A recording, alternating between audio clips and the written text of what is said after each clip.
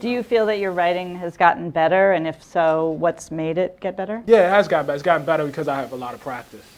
I think the most difficult thing for young people to get, and I think this is the argument, even though I said that thing about dropping out of school, I think the argument for a place like CUNY, and Sarah and I had a long discussion about the tuition here as compared to other colleges that I won't mention.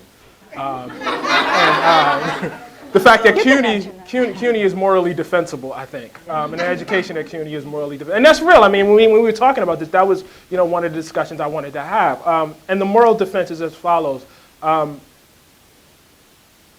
Young people getting opportunity to practice, getting space to practice their craft, it's tremendously difficult to get that. How do you become, say, a better essayist or a better feature writer or a better long-form writer of any sort? Well, you have to do it a lot.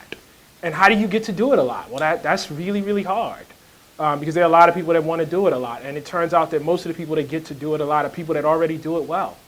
There was a time when, in my time, during the mid-'90s, where there were, all these alternative newspapers, Tom knows a lot about this, where you could go and you could practice and you could get better. But that's going away, or gone. I mean, I guess the word I should use. It doesn't mean that there are other places, that there aren't other places where, you can get better. But practice is so key.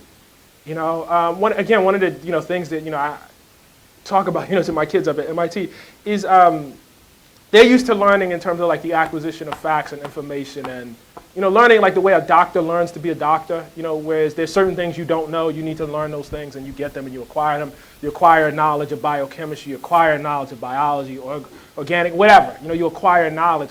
And writing is pretty basic actually. I mean, journalism, they're about 5 things and then you just go do them over and over and over and over and over and over and over and over again. And what are those 5 things? Oh, I don't know.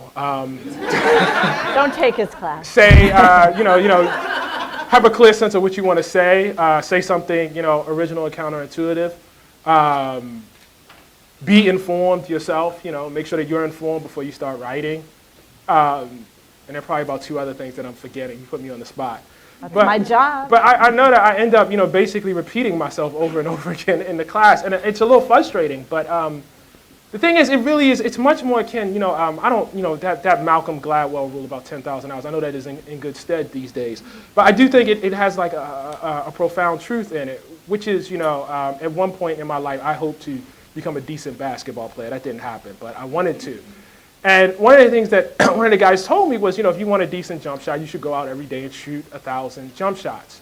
Now I can show you the form for what a jump shot is supposed to look like, show you, where your feet should be, what, where your arm should be, how the ball should be positioned, etc. But just because you know that, the factual basis, the 5 things that make a good jump shot, that won't make you a good jump shooter. You have to go out and shoot, 1,000 times every day. You have to apply that rule over and over and over and over again. And writing and reporting is much more akin to that. It's a done thing. You get better by actually doing it. And so the reason why you come to a place like this is to get the space, hopefully, to repeatedly do it over and over and get better at it, which is a commodity right now. That's at a premium out in the world right now.